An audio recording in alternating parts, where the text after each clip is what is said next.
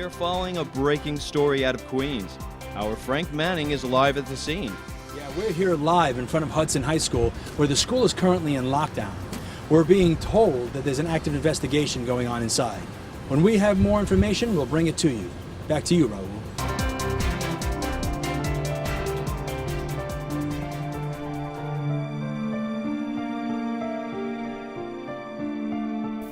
An active shooter incident can happen anywhere.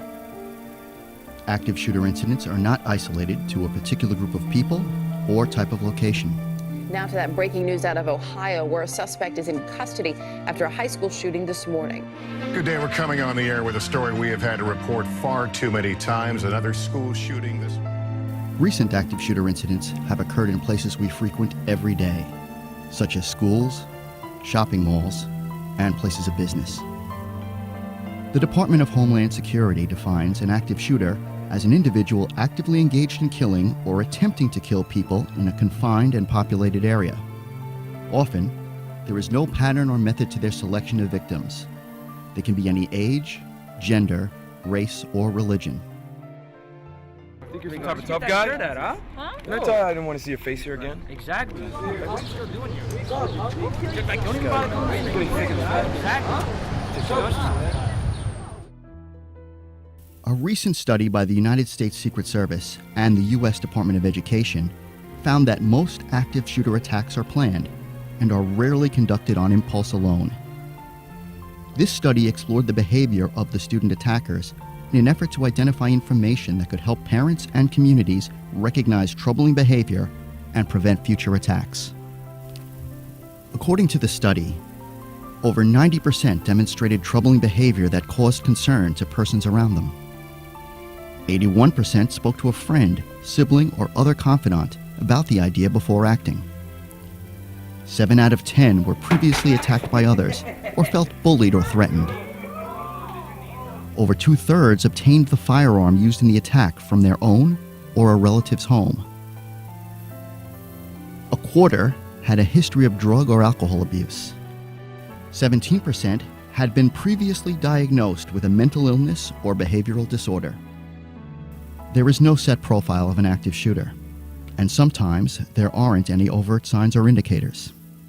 Key signs that experts have identified and that you should be aware of include a fascination or admiration of others involved with previous active shooter incidents, stockpiling weapons or ammunition, or asking help from relatives or friends to purchase these items, experimenting or researching bomb making, unusual posts on social media sites, extreme changes in behavior, You don't understand, Ma, and you will never understand. unusual immersion in violent video games, and actual or perceived victimization by bullies, coupled with expressions of desire for revenge.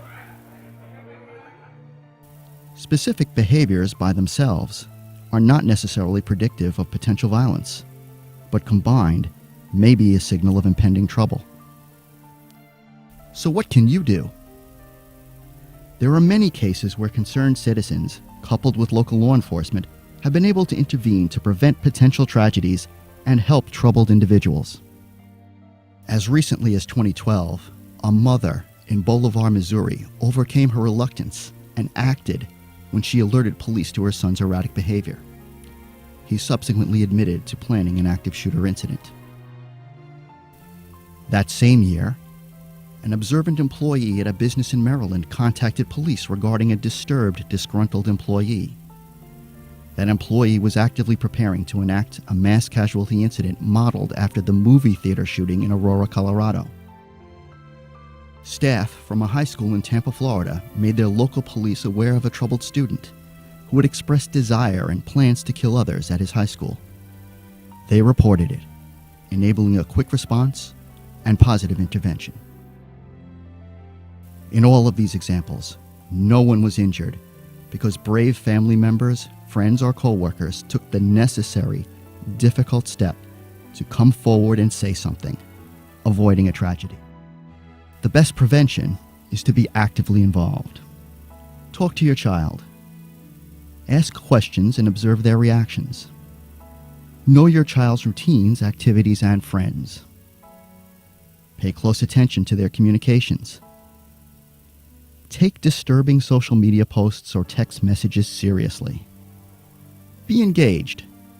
Don't ignore the indicators. Take action to keep your family and your community safe. I am not a hero. I love my community just as much as I love my son. Seek assistance if you need help. Teachers, guidance counselors, and clergy members can provide support and facilitate access to valuable resources. If you see something, say something. And always remember, in case of an emergency, call 911.